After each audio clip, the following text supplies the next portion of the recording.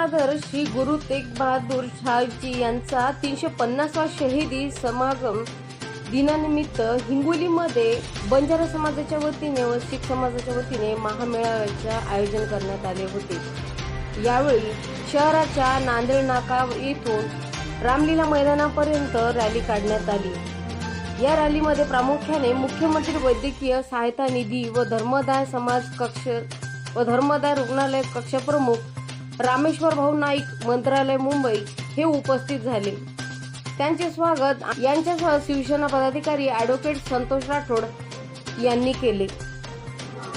खरं तर आज हिंगोलीमध्ये या ठिकाणी 4 समाज एकत्र येऊन म्हणजे बंजारा असतील, लबाना असेल, शीख असेल, सिकलीकर असेल, जो आमचा इतिहास आहे, आमचे जे ज्यांना हिंदी की चादर असं म्हटलं जातं असे गुरु तेग बहादूर यांची 350वी शहीदी समागम आपल्या नांदेडला या ठिकाणी होणार आहे। आपल्या देशाचे पंतप्रधान आदरणीय मोदी साहेबांना आपण त्या ठिकाणी निमंत्रण दिलं आहे आणि जो 1600 शतकातला हा इतिहासाचा असलेला समाज तो एकत्रित करणं आणि या निमित्तानं या शहीदी कार्यक्रमाच्या निमित्तानं हे 4ही समाजाचं एकत्रित राहून तांड्यातांड्यात जाऊन त्याचं जागरण करणं याच्याबद्दल आज या ठिकाणी बैठक झाली।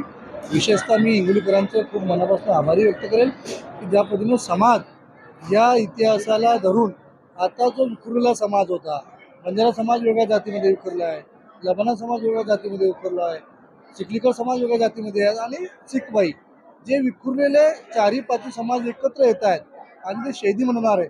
निश्चितच या राज्यासाठी, या देशासाठी, या समाजासाठी हे भल्याचं असणार आहे, हे निश्चित आहे।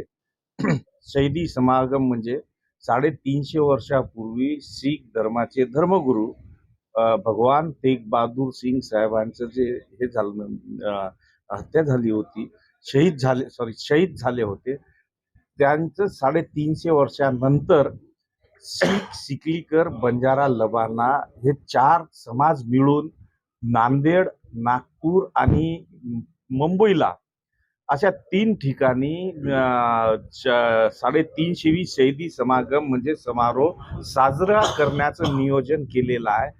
त्याकरिता आजची बैठक हिंगोली येथे माननीय ॲडव्होकेट संतोष राठोड साहेब यांच्या नेतृत्वात, माननीय रामेश्वरजी नाईक साहेब यांच्या मार्गदर्शनाखाली सुखविंदर सिंगजी, हॅप्पी सिंगजी, कबीरदासजी महाराज यांच्या जितेंद्रजी महाराज यांच्या उपस्थितीत घेण्यात आली।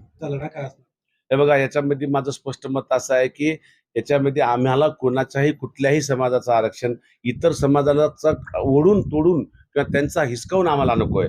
तुम्ही जर पाहिलं की महाराष्ट्र शासनाने जे 1956च्या पुराव्यानुसार मराठा समाजाला कुणबी समजून नाही का त्यांच्यावरती नाही का एक गॅजेट काढला, त्याच गॅजेटमध्ये असं दिसतंय की बंजारा समाज हा नाही का एसटी मध्ये आहे म्हणतोय। महाराष्ट्र शासन किंवा तोच गॅजेट सिद्ध करतोय की बंजारा समाज हा एसटी मध्ये आहे। आमचं म्हणणं तेवढंच आहे आणि शांतताच्या मार्गाने आम्ही सरकारला विनंती करतोय आणि तेवढंच मागतोय किंवा त्या गॅजेट प्रमाणे तुम्ही जर मराठा समाजाला कुणबी करता त्याप्रमाणे आम्हाला एसटी मध्ये समाविष्ट करा।